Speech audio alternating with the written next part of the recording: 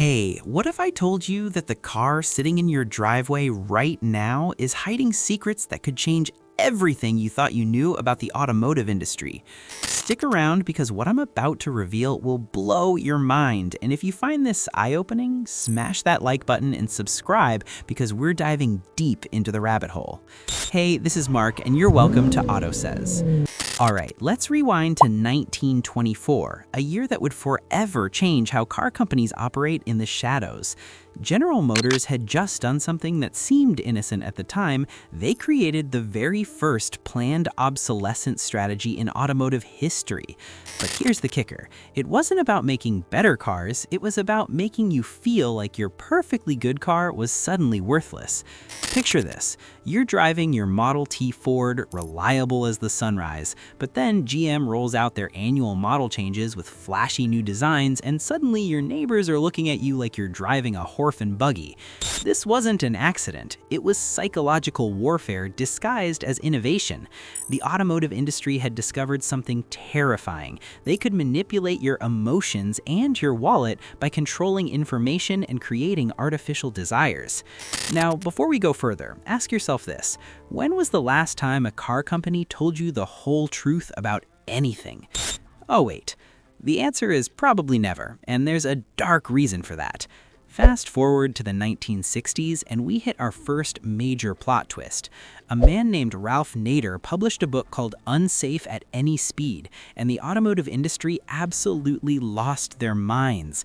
Why? Because Nader had pulled back the curtain on something they'd been hiding for decades. Cars were death traps and the manufacturers knew it. The Chevrolet Corvair, a car that GM marketed as safe and innovative, was actually rolling over and killing people because of a fundamental design flaw that engineers had warned about internally. But here's where it gets sinister. GM didn't recall the cars or admit fault. Instead, they hired private investigators to follow Nader, dig into his personal life, and tried to destroy his credibility. Think about that for a second. A billion-dollar corporation was so terrified of transparency that they chose intimidation over honesty. This was the moment the automotive industry showed its true colors. And spoiler alert, they haven't changed much since.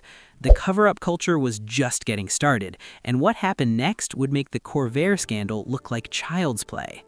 Let me take you to the 1970s, an era when American muscle cars ruled the road and oil was flowing like water, until it wasn't. The 1973 oil crisis hit, and suddenly Americans were waiting in lines for hours just to fill their tanks.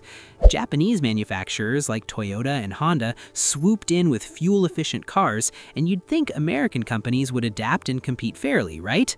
Wrong. Instead, Detroit launched one of the most elaborate misinformation campaigns in corporate history. They lobbied Congress, spread propaganda about the supposed inferiority of foreign vehicles, and here's the really wild part. They actively suppressed their own fuel efficiency technology. Yeah, you heard that right. Ford and GM had patents for engines that could achieve significantly better gas mileage, but they buried them because, and this is documented, they were making too much money on gas guzzlers and didn't want to disrupt their profit margins. The big three automakers even formed secret agreements to slowly introduce efficiency improvements rather than compete, effectively creating a cartel that controlled innovation. This wasn't capitalism, this was manipulation, and American consumers paid the price in more ways than one. But wait, it gets worse, and I promise you're not ready for what's coming next. Jump to the 1990s and early 2000s, the era of the SUV boom. These massive vehicles were everywhere, and car companies marketed them as safe, family-friendly machines. But internal documents that later leaked revealed something chilling. Automakers knew SUVs were more dangerous in crashes, more likely to roll over, and worse for the environment, yet they pushed them harder than ever. Why? The profit margins were insane, sometimes triple what they made on sedans. Ford's own internal studies showed that the Explorer had serious stability issues, the same issues that would later contribute to the Firestone tire scandal that killed over 270 people. And what did Ford do when they first learned about the problem? They argued about who should pay for the fix, delayed action, and kept selling Explorers by the thousands. This pattern of knowing about deadly defects and choosing profits over lives lives wasn't an isolated incident, it was standard operating procedure. The automotive industry had perfected the art of calculated risk. They'd run the numbers and determine whether it was cheaper to pay lawsuit settlements or issue a recall, and often they chose the lawsuits because transparency was more expensive than blood money. Now we're entering the modern era, and you might think things have improved with all our technology and regulations, but the manipulation has just gotten more sophisticated. Let's talk about Dieselgate, the Volkswagen emissions scandal that broke in 2015. VW installed software in 11 million vehicles worldwide that could detect when the car was being tested for emissions and would automatically reduce harmful outputs during the test, then pump out up to 40 times the legal limit of pollutants during normal driving. This wasn't a mistake or an oversight. This was deliberate, systematic fraud that went on for years and involved thousands of employees. But here's what should really terrify you. VW only got caught because independent researchers at West Virginia University decided to do their own testing. Think about all the things we don't know because no one's looking. And VW isn't alone. Fiat Chrysler, Mercedes-Benz, and others have faced similar allegations. The modern car is essentially a computer on wheels with over 100 million lines of code, more than a fighter jet, and that code is proprietary and secret.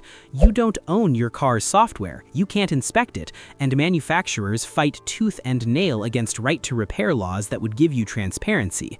They're literally using copyright law to prevent you from understanding how your own vehicle works. Tesla's been caught secretly reducing battery capacity through software updates, GM has subscriptions for features already built into your car, and BMW tried to charge a monthly fee for heated seats you already paid for when you bought the vehicle. The transparency problem isn't getting better, it's metastasizing into every aspect of vehicle ownership, and the financial implications are staggering. The average American now spends over $40,000 on a new car, takes out loans with terms stretching 6 or 7 years, and has no real idea what they're actually buying because the complexity is intentional. Car companies learned long ago that confusion is profitable, that if you bury the truth under enough technical jargon and marketing speak, consumers will just trust the brand. And trust is what they've been systematically exploiting for a century. So what's the end game here? Why do car companies fear transparency so much that they'll risk everything to avoid it?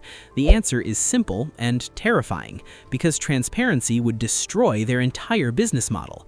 If you knew that your car was designed to need expensive repairs right after the warranty expires, would you buy it? If you understood that the latest model is mechanically identical to last year's but costs $5,000 more, would you upgrade? If you could see that the manufacturer chose a cheaper, less durable part because it saved them $3 per vehicle, knowing it would fail and cost you $800 to replace, would you trust them? The whole system depends on information asymmetry, on you knowing less than they do, and they will fight with every legal team and lobbying dollar they have to keep it that way. But here's the thing, and this is where you come in. Change is happening whether they like it or not. Independent YouTube mechanics are showing people how to fix their own cars. Right-to-repair movements are gaining momentum in legislatures across the country, and consumers are getting smarter and more skeptical. Every time you demand transparency, every time you support legislation that forces disclosure, every time you choose to educate yourself about what's really under the hood, you're chipping away at a century of corporate secrecy. The automotive industry built an empire on keeping you in the dark, but the lights are starting to come on, and what we're seeing isn't pretty. The question isn't whether car companies will become more transparent, it's whether they'll do it voluntarily or whether we'll have to force them every step of the way. So the next time you're at a dealership and the salesperson is spinning their pitch, remember everything you just learned. Remember the Corvair, the suppressed fuel technology, the SUV safety cover-ups, Dieselgate, and all the little deceptions in between.